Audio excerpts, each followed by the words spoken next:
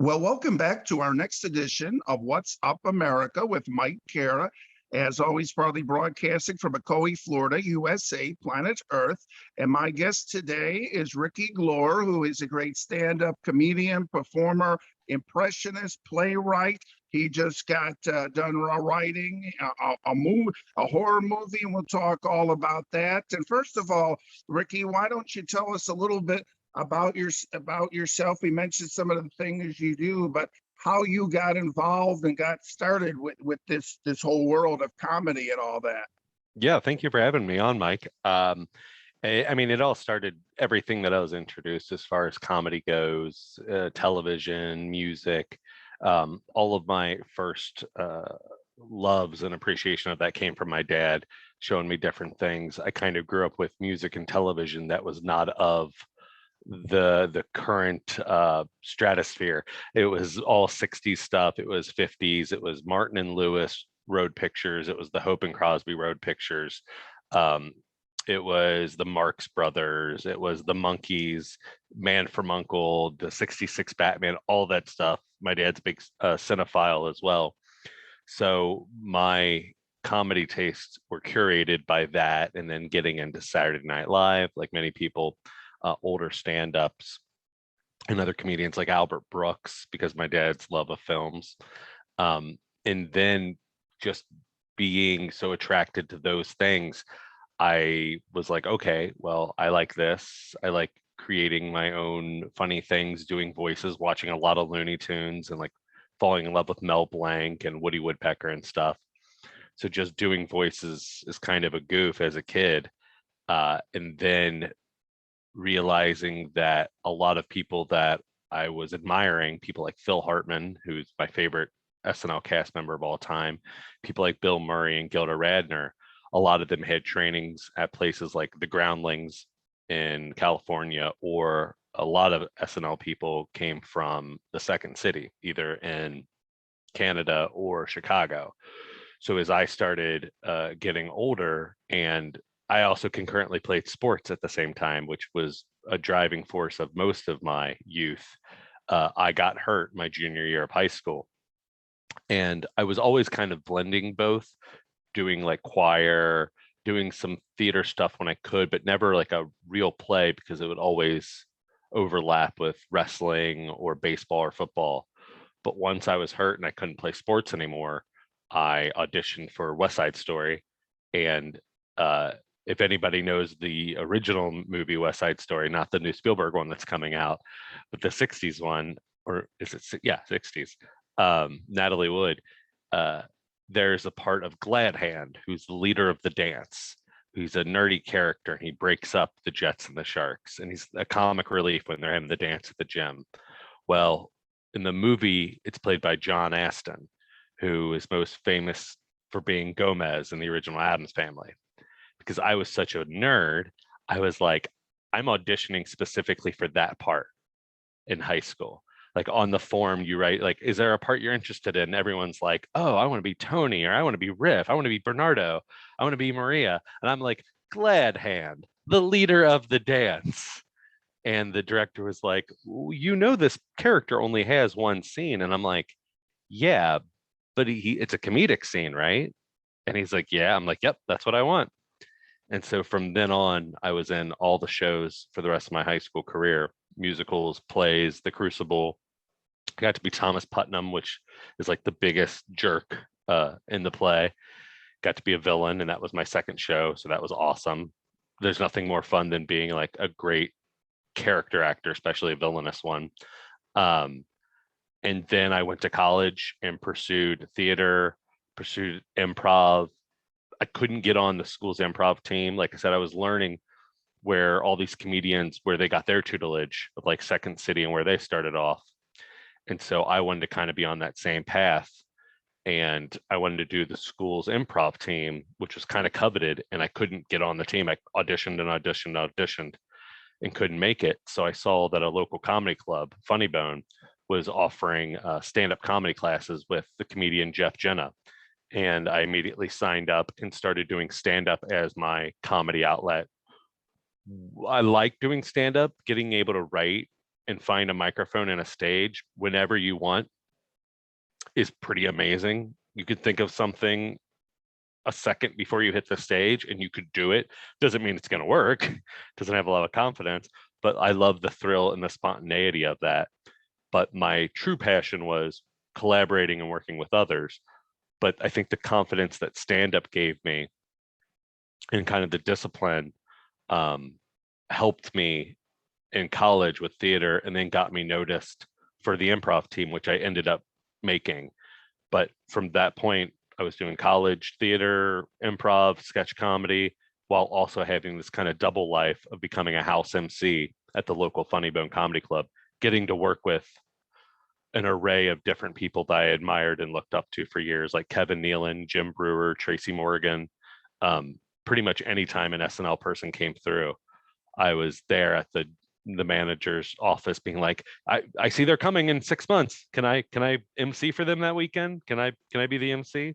And I'd usually get it. Oh, well, that's so great, Ricky. So I want to talk about your stand-up, but first of all, I want to mention, to our audience that might not be familiar, with my TikTok page, is that I actually have featured you on a series that I do on TikTok, who I am thankful for on TikTok. And it was neat because, I didn't know you for the life of me, but, when I saw your page and I saw your impressions, and especially your stand-up comedy, it's like I've known you for 20 years. Your stand-up is so great because it really does relate to people. I mean, I'm sure that's what you were going for, huh? Yeah, but what's crazy is like Jerry Seinfeld has one of the best things, a way to talk about the maturity of a stand-up. It's in the documentary Comedian, which is kind of a personal Bible to me. Some people have books. That is kind of my stand-up Bible, where he says the amount of years that you've been doing stand-up is kind of how old you are.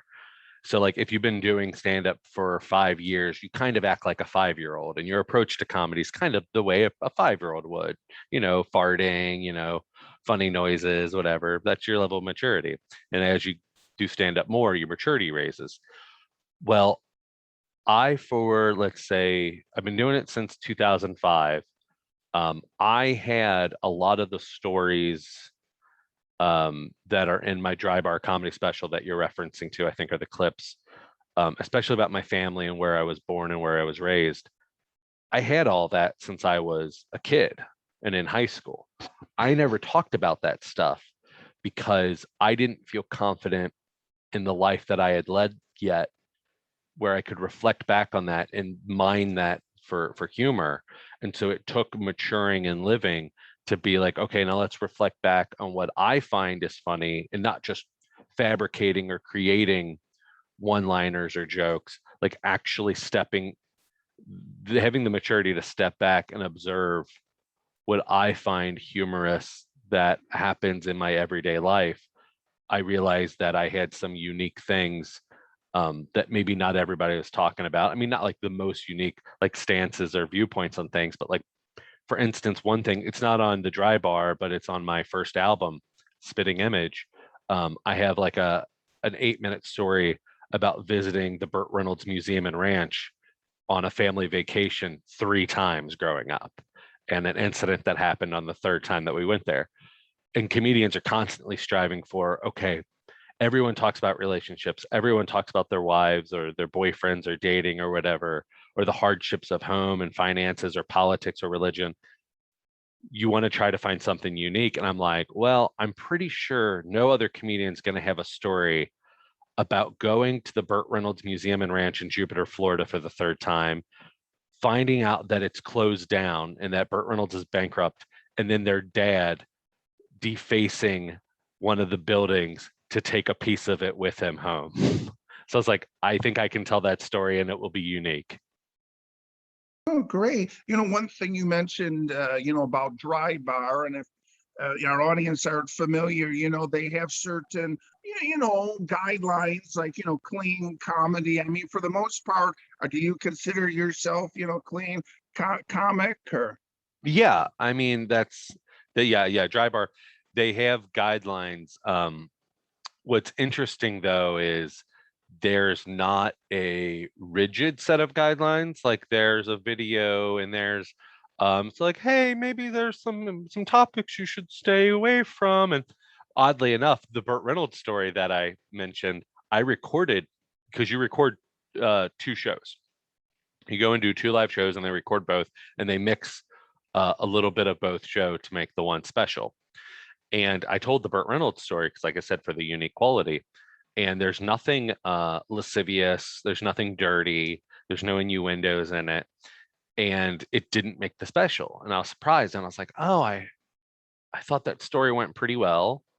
It would definitely, like I said, be unique. I wonder why they cut it. And my mom said, well, I bet you because it's about stealing, because your dad stole from the museum. And I was like, oh, maybe. And then I told my brother, and he's like, well, I bet you it's because it's about stealing. I was like, all right, I guess that must be it. Yeah, I am pretty much a clean comic. You can work way more rooms if you can be clean. There's more of a marketability factor. But I've definitely, if there's not restrictions, I can be closer to a PG-13 or an R. And it's not like I have different material. It's just I maybe have less of a filter on where my brain will go, or maybe what specific words I might say. Not that I'm just like Scarface over here saying the F word 182 times throughout the day in conversations, but I may skew a little bit more honest if the permutations aren't necessarily thrusted upon you. And what's crazy is like there are some comedians, this goes I think a little bit of maturity, I myself included. Back in the day when I would see an older audience, I would be like, oh, bull, they're older. The stuff that I'm talking about, when I was in my 20s, I'm like, oh, they're not going to have a time of day for it about dating and, what the dating scene is like and what I'm into when I was young. And it turns out older crowds typically like a little bit of a dirtier comedian, which I find funny.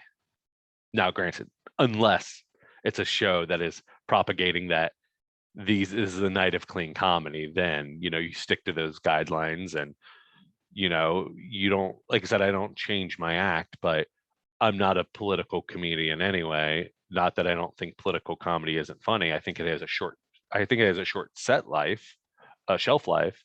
But there are other comedians that do it way better than I do, like Hassan Minaj, and there's just Lewis Black, just much smarter comedians that is their bread and butter and they're great at. Mine, not so much. Mine's funny voices and stories about my wife and my daughter. And Ricky, so I wanted to ask you, and I've talked to comedians about this, and that is, when you're there, you've got everything set up, to do a stand-up show, and then a guy brings his kid in, but then he says, that's okay, he's heard it all, you could just do your show, whatever. I mean, how do you feel about that? I mean, the guy did say, hey, just do what you were going to say, or do you try to change it if there's a kid there? Or? No, I think it's 100% on the parents. We, as you mentioned, as a playwright, while in Chicago, I wrote a parody of A Nightmare on Elm Street called A Nightmare on Backstreet. So it was the movie Nightmare on Elm Street with Freddy, but to the music of Backstreet Boys. And obviously, our Freddy Krueger character, there's gore and there's killing and there's blood and fake blood and stuff. And on one of the performance nights, a woman, I would say in her late 30s, early 40s, had her son, which is probably like 8 to 10 years old. And then she was also accompanied by what looked like her mother. So probably like a 60-year-old woman. And they came in, the ticket booth sold them their ticket, which those the owners of the theater. So I'd imagine there was a conversation that was had before they even came in of like, well, you know what you're going in to see. And everyone in that party signed off on being like, well, kind of what you said, my kid's okay with it. We're okay with it. Kid's okay with it.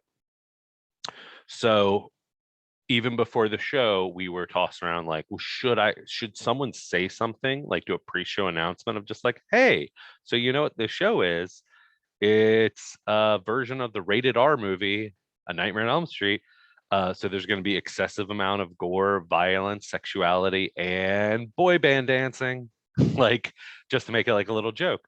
And so I went in front of the house and I made that announcement, kind of not directing it right to them, but like being like letting the rest of the audience know, like, hey, they must be okay with this. They know what the show is. So you be loose with it too, because who it really affects is the rest of the audience.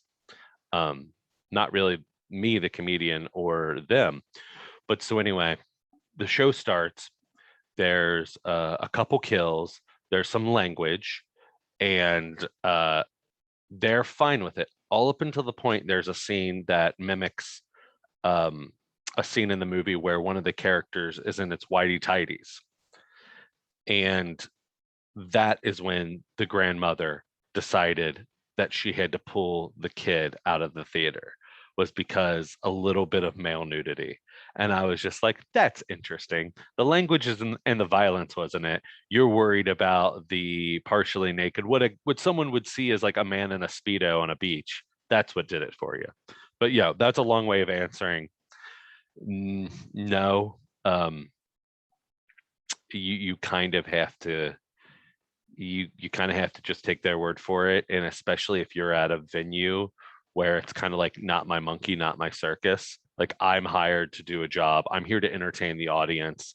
I can't let that interfere or change what the rest of the audience came for.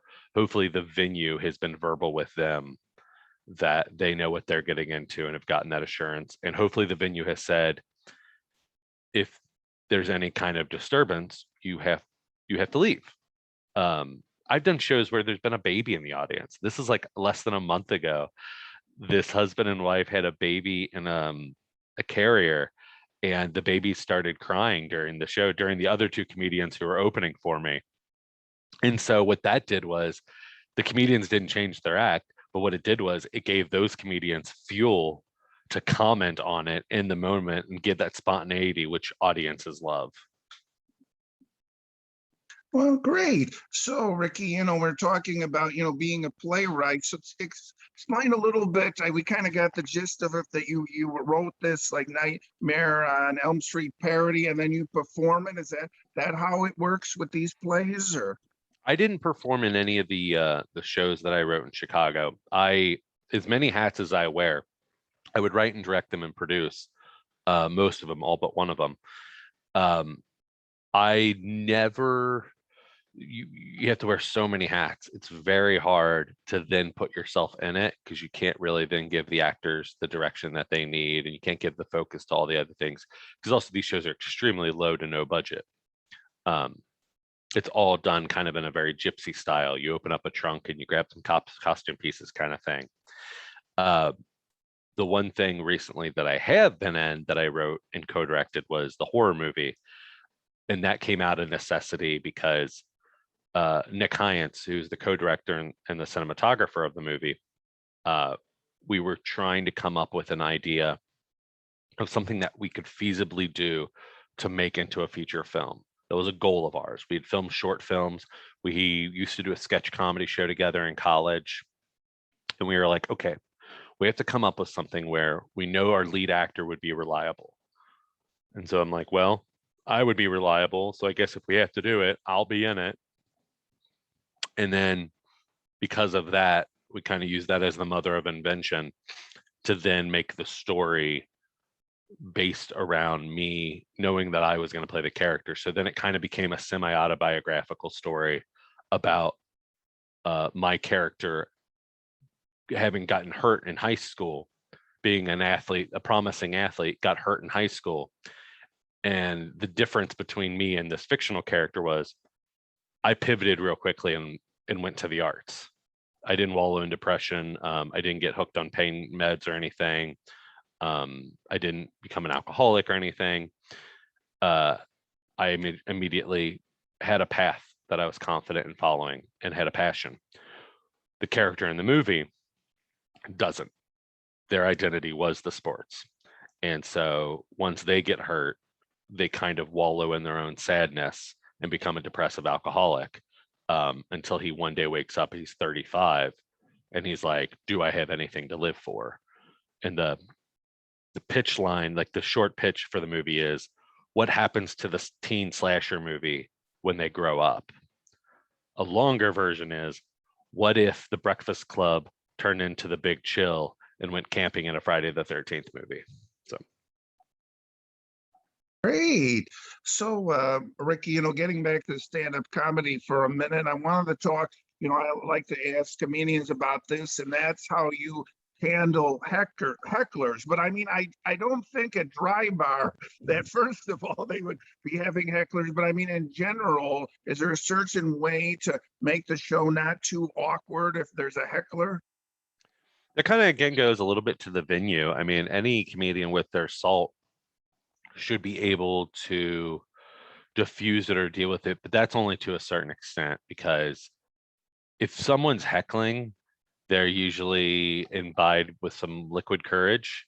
So they're maybe not making the most sound of choices, and they don't really know how off the rails they are, or can't really make the best decisions. So if it gets to too bad of a point, it's up to the venue to get that person out of there. Because again, they're ruining the show for the rest of the audience. But if some people go to shows and they don't realize that it's not like watching TV.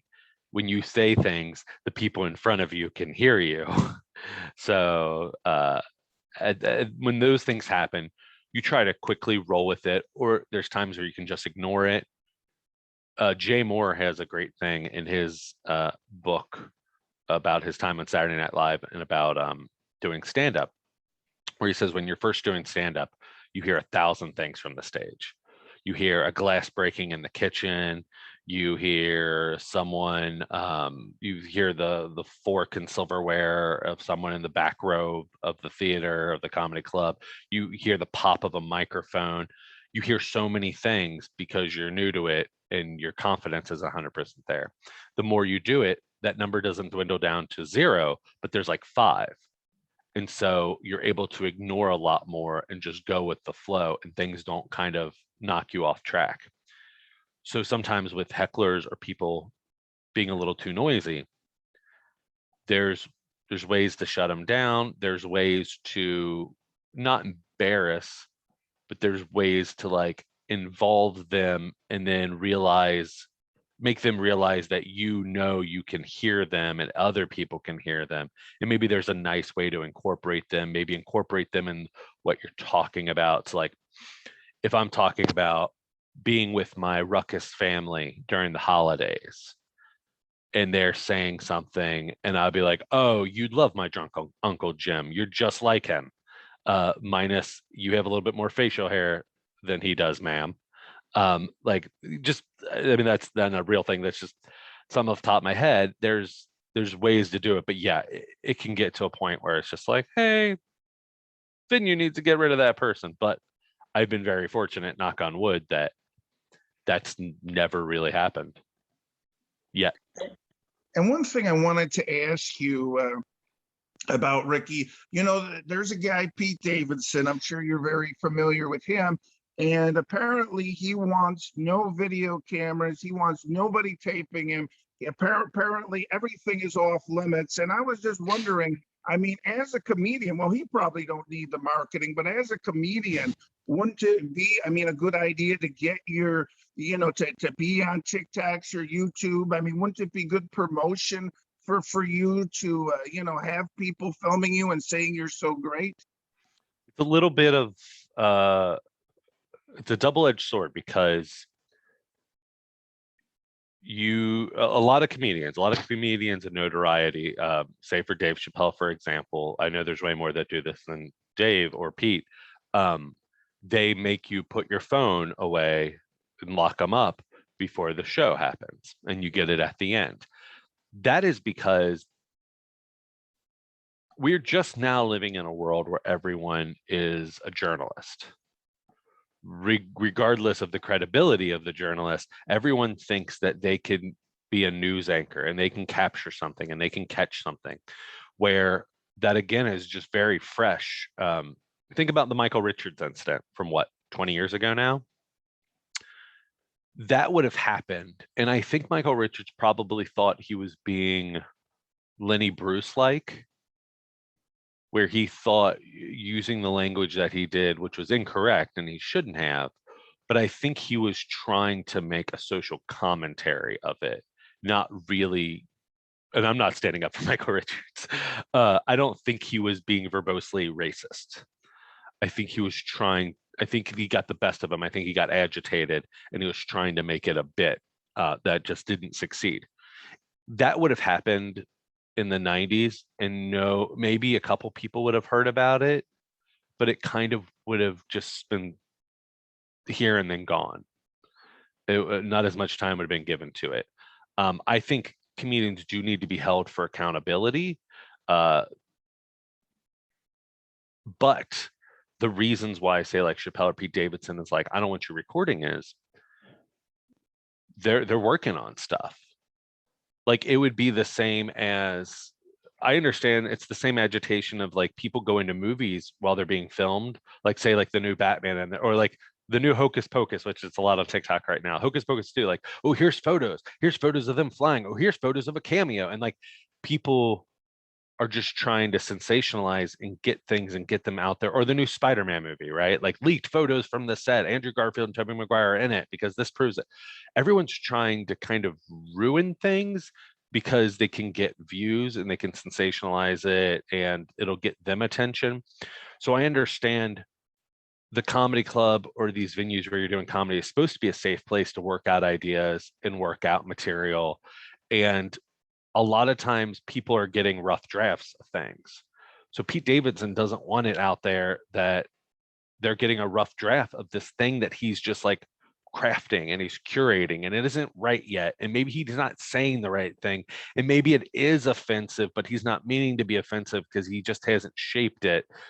I heard that Dave Chappelle purposely will start off saying things that he knows are offensive to see if he can make comedy out of anything, because he likes to get that energy and he likes to see if he can dig himself out of the hole.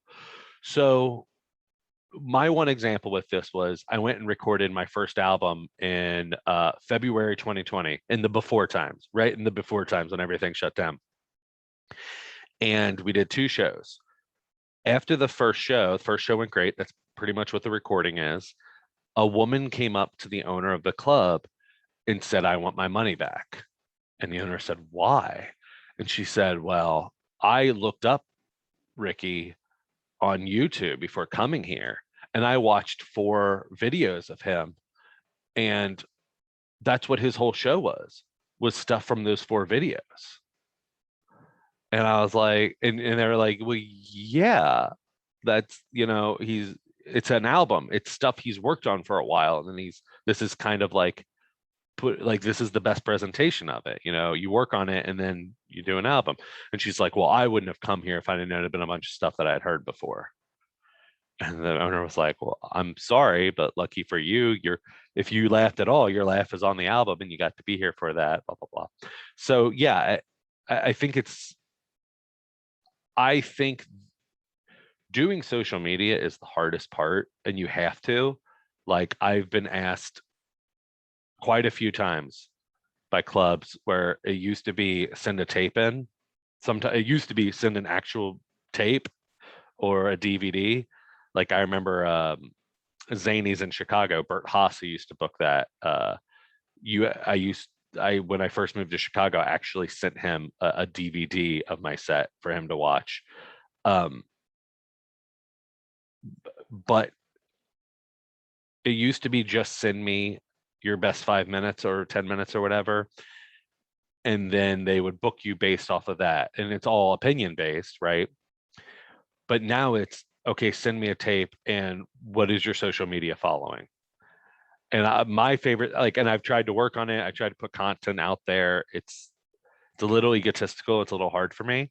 That's why a lot of stuff that I do is stuff that I kind of like. So I kind of feel like it is me marketing or working on something. So like impressions, even if they're not good, I'm working on it to see if I can incorporate it somehow in my act, or I'm telling stories about my family, or I'm using Twitter and the great tool that it is of keeping it 140 characters as a joke writing tool for word economy. Because I believe in the Seinfeld thing of like, the best thing for word economy is to write out a joke and then take a pen and go through it and mark out all the words that you can get rid of that don't take away from what the actual joke is. It's just economizing your joke to get it as tight as possible and the closest to the purest form of the joke that it can be. So like that's what I use Twitter for. It's what I use TikTok for. Use it a little bit for the marketing, but like those clips I put up of Dry Bar are a lot of stuff that's on my album and they're on that special. And I, for the last year, as much as I could after coming out of COVID and things are opening up more, have been working on a new hour. So if they see those videos and they like it, great, because when they come and see the show, they're not necessarily going to see those things again. So that's a long answer for what you asked, but I think it's complex because a lot of people are trying. Most people are more involved on social media than celebrities are. Most average people that would come to shows. And so if they can have their phone out and they can record or take a picture or record a video of Pete Davidson saying something that's taboo, and then they can throw it up and be like, look, I got him. Let's cancel him because he said this and you shouldn't be joking about this. Well, that doesn't help him. It only hurts, and it hurts whatever that joke or topic could have possibly been because it wasn't ready to come out of the oven yet, but someone recorded it, and now any chance of it being something is now dead. Okay. Ricky, one last question here, and then we'll get to your social media and all that. We'll get to the thing that I just said. Like, yeah. Well, where can you follow him?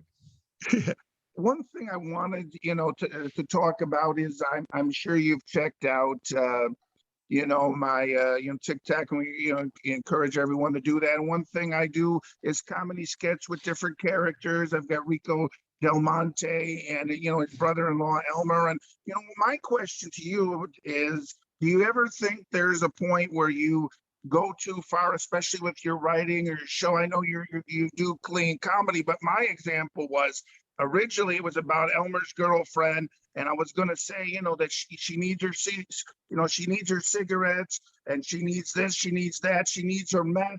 But then I said, I don't think that that's really appropriate in my mind, so I changed it to marijuana. I mean, do you ever, when you're writing or you're ever performing, does that ever happen? Like, wait a minute, maybe this is crossing a line.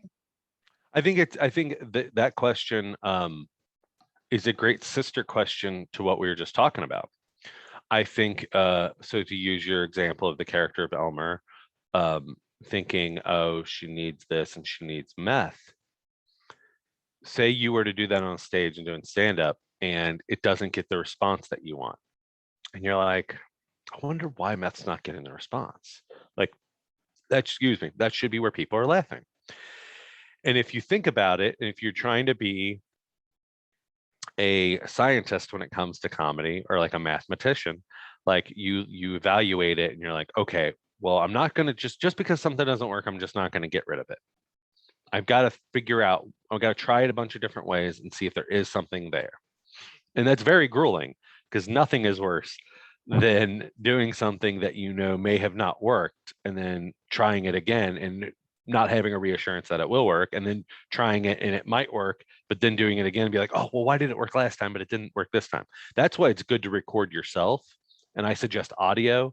Video, I'd say do video when you really want to work on like mannerisms or the physicality of things, but audio is what the audience hears first.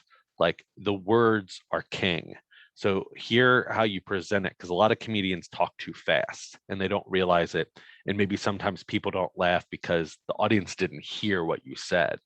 So I always suggest recording your audio and studying that. So you do that and you're like, okay, let's look at this. Maybe it's meth. Where am I at? Am I in an area that may have a meth problem? Or maybe these people know someone that might be afflicted with methamphetamines or opioids.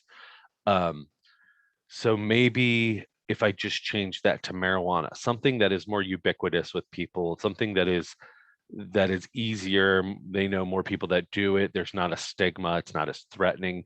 How many people die of marijuana overdose a year? It's a little easier. So you change it to that, and it doesn't really change your joke. It's still the same thing. And then it works. And you're like, okay, so that might be what it was. Um, yeah, I do think about that. I think sometimes the tone and the spirit that you approach things, and you only find that out by trying it over and over again. And again, if someone were to videotape it, it'd be like, oh, here's famous comedian whoever, they're really crashing and burning here. Don't go see them, or they talk about this kind of stuff. So like one bit that I had that's new, and that I actually asked my mother-in-law if I could talk about, was how she can't eat anything that's spicy. And so I have a bit about that, and then it goes into a bit about my mother-in-law loves buying my wife and I decorative hand towels, which she buys a ton of them. Every year we get a ton of them, and they don't function like towels. Like if you've ever used a decorative hand towel, they don't have the absorption factor, like the thing a towel is supposed to do. And so I have a bit about that and her not being able to eat spicy foods. And I asked for her permission, like, hey, I kind of want to do a joke about this. Is that okay? I want to make sure you wouldn't be blindsided by it when you see it, because she would see it. She would see a show. And I don't want your feelings to be hurt. And not as a comedian, you don't have to do that. But like I talk about my wife about things, and she said, yeah, you can talk about me or whatever. I just don't want you to ever say that I'm dumb or that I'm stupid for something or whatever, or that I'm mean. And I'm like, oh, no, no, no, never be that. But like the stuff with mother-in-law, yeah, since the dawn of time, since Jackie Gleason, I mean, how many sitcoms involve the stereotypical son and mother-in-law and the friction that that causes? But I wanted to make sure that it didn't sound like I was being mean or necessarily disliked my mother-in-law. That these are just observations of things that, even if it were my father-in-law, even if it were my own mother, that it's like these are ticks and observations that I notice, that I find humor in and find ridiculous and can dramatize. So yeah, I mean there's before my special and my album, I had a bit about my brother coming out of the closet, being openly gay. And there was a part of it that I used to do that after a while, I was like, oh, I think I'm doing a little bit of gay face, like the gay voice and gay face, almost like it's a minstrel show, but for homosexuality. And I think the audience sometimes is laughing at that, not at the joke or the story I'm telling. And I was like, and that's not what I want them to laugh at. So I'm not going to do that anymore. And I looked at it, I'm like, is there a different way I could do it? I'm like, no, because I think it's just them laughing at like, oh, how silly like it was really laying into a stereotype of a gay person. And I was like, no, that's not the laugh I want. And even if an audience member or some audience members do find that funny, that's not what I want in this chunk right here. So I took it out. Jerry Seinfeld, another example. He used to have this joke that the punchline ended in the F word. And he stopped doing it. He's like, because I think they were laughing at the F word, at the language. And that means the rest of the joke really wasn't that funny. I don't know. Sorry, did that answer that question, or did I ramble? No, actually, that answered that question very much. So thank you. Okay, Ricky, as I mentioned before we go, I just want to talk quickly about, things like, well, TikTok and YouTube and Twitter and Facebook and your website. So you have all of that then, right? All of it, the whole shebang. Some of it more well attended than others. Oh yeah, and I'll say, you're like, and now say it. I'm so bad at it that I forget to pimp my own stuff. Probably the most up to date things of whatever I'm doing. So like I said, we completed the movie that we filmed, the horror movie, and we did it with our own money, a majority of it, and we actually did a Kickstarter to raise the funds to complete it and to do post-production. And we got over $9,000. Our goal was 5,000 because, like I said, a lot of this money is just for post-production. But a lot of my updates of shows, what's going on with me, jokes that I'm writing, I use Twitter. Best place to find out what's going on with me is Twitter, and that's at Ricky Glore. Instagram, a lot of pictures of my daughter and my family, and that's at Glore Ricky. And TikTok, I think, is at Ricky Glore as well. I bounced around with names on that for a while, but I think it's back to at Ricky Glore because I was worried. I changed it because I was like, oh, I'll make this a puppet TikTok where it's jokes done by a puppet. Because I used to do during COVID, I did a puppet news show called Weekend Pup Date. So it's basically Weekend Update, but with a puppet.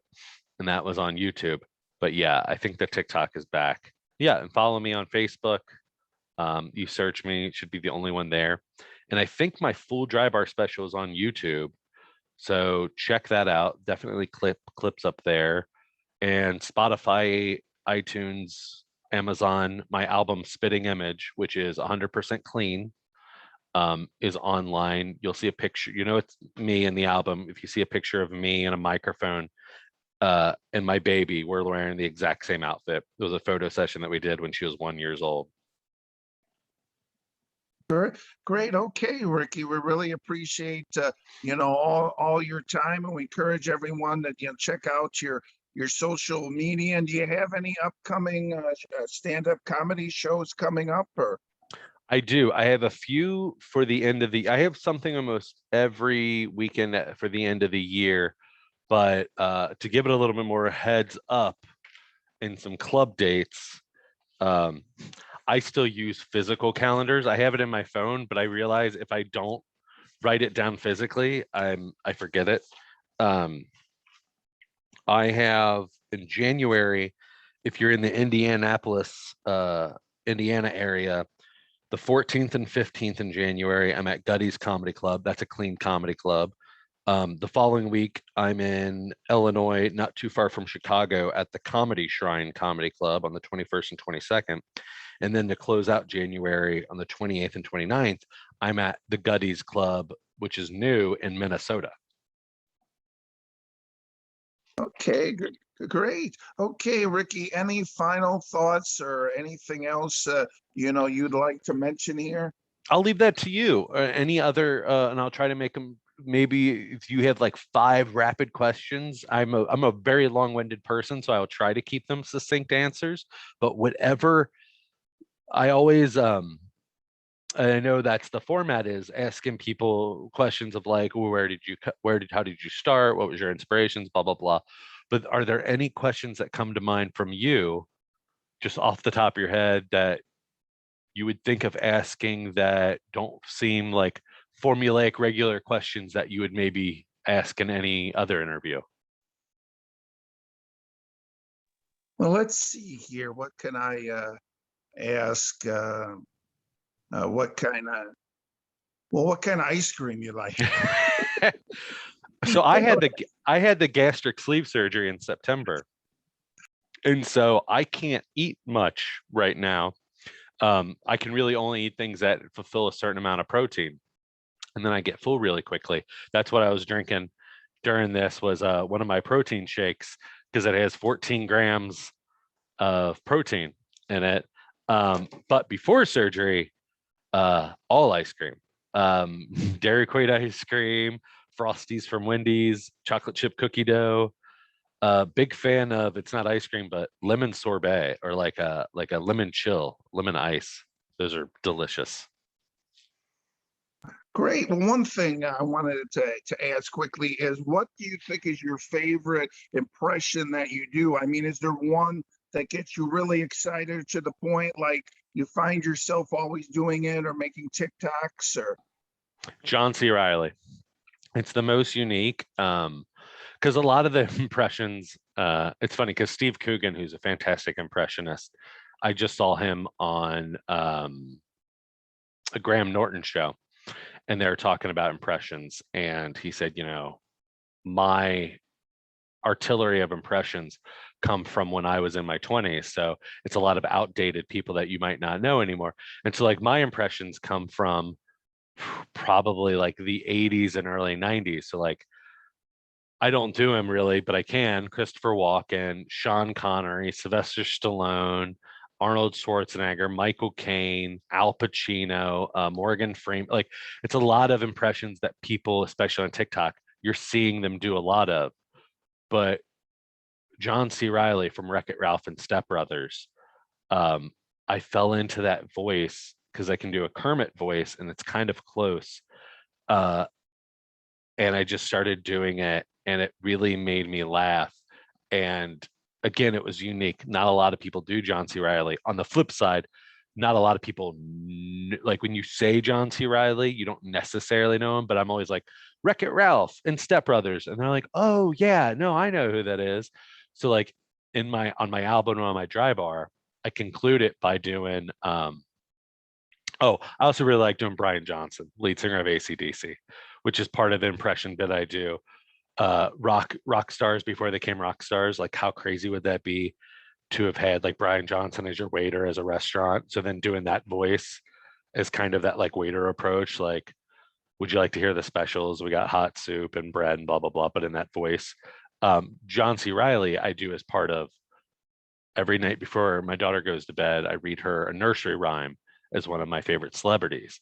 And I do like Alan Rickman, Michael Caine, Norm Macdonald, and then I do a John C. Riley where I'm like, little Miss Muffet sat on Tuffet, eating her curds and whey. Then like along came a spider that sat down beside her, and she was like, I'm gonna get out of here.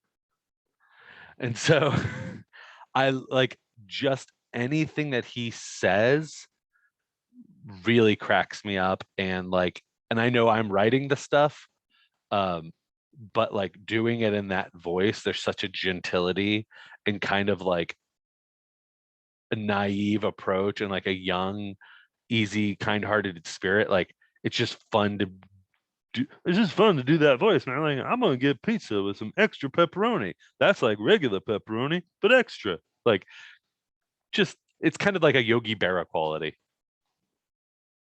Oh, great. Okay, Ricky, just a few last things here. Now, are we gonna ever see you on something like America's Got Talent or? I have been in contact with a producer of America's Got Talent. What is hard is it's always a very slim chance of getting on something like that. And I almost was on oh, I can't even think of the shows. NBC's new attempt at kind of a Last Comic Standing. It was a couple years ago. Keenan Thompson, Jeff Foxworthy, and they had stand-ups, they had sketch comedians, they had improvisers. Erica Rhodes actually made it, a friend of mine. Um, I didn't get past the second audition. But I've had the opportunity to submit to America's Got Talent.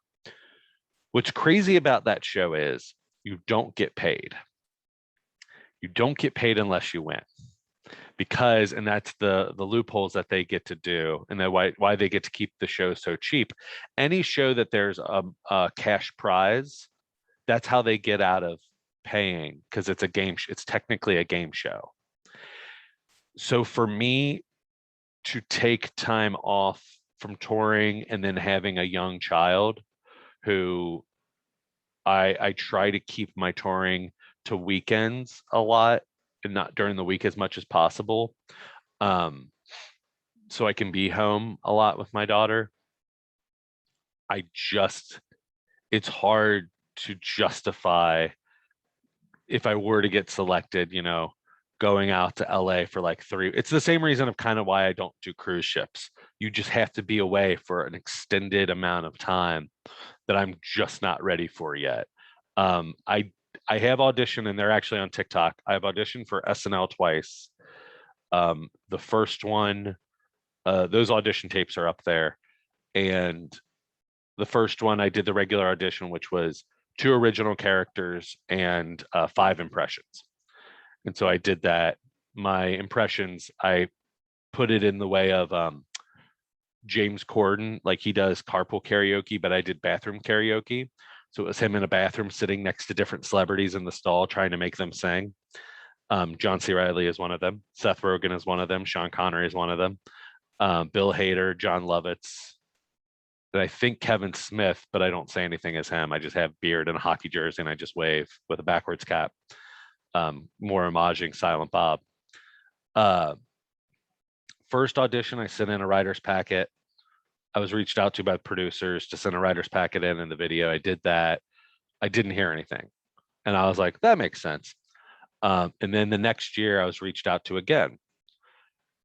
And I said, well, what do you want for the video? Because I'm kind of like, well, I did impressions and I did the 2 characters. I could do that again.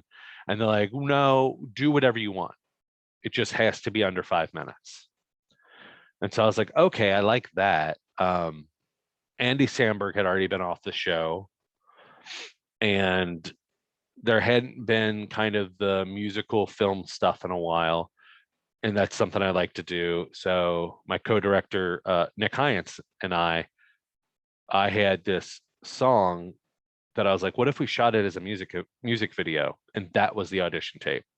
So we sent it in and didn't hear anything for a while. And because at the time I didn't have an agent, I still don't have an agent. If anybody wants to be my agent, call me up. I put down my wife's phone number as my agent. And she was, I think, very pregnant at the time, because this is in 2019, or we might have just had our child. And her phone was on the table while she was in the kitchen, and I saw she was getting a phone call, and it was a number she didn't have saved, and it just said at the bottom, New York City. And I grabbed the phone. I said to her, I was like, I put you down as my agent. This could be Saturday Night Live. It's someone calling from New York City. And she's like, I'm sure it's not Saturday Night Live. I was like, it could be. It's New York City. And she's like, well, I'll get the voicemail or whatever. I'm like, no, you got to answer it now. And I swiped to answer it, and I just held it up to her face. And she wasn't happy about that. And she's like, hello, this is Ali Dalianitis. And I could hear, this is blah, blah, blah, producer from Saturday Night Live. And I was like, oh, it's happening. And he's like, I just wanted to let you know we loved Ricky's audition tape. It actually made it past the first round of auditions, but it is not moving forward to the 3rd round. And I just wanted to let you know that we really did enjoy it. And my wife said, well, thank you for calling, and then hung up, and that was it. So that year is the year that, I can't think of his name. That stand-up was fired before the season even started. And I was on tour at the time. I was doing a weekend in West Virginia when he got fired. And I was like, that wouldn't have happened to me. I wouldn't have gotten fired. They should have picked me, because he was another heavier set white guy. And I was like, I could have been their heavier set white guy. But no, so both of that music video audition tape and my first audition tape are up on TikTok. Being on SNL, working on SNL in some way was always my dream. I thought was my ultimate dream. But what I've realized, my ultimate dream is making a living entertaining people, whether that's writing for a sitcom, for movies, performing, whatever that is, that's the dream. And I love doing it.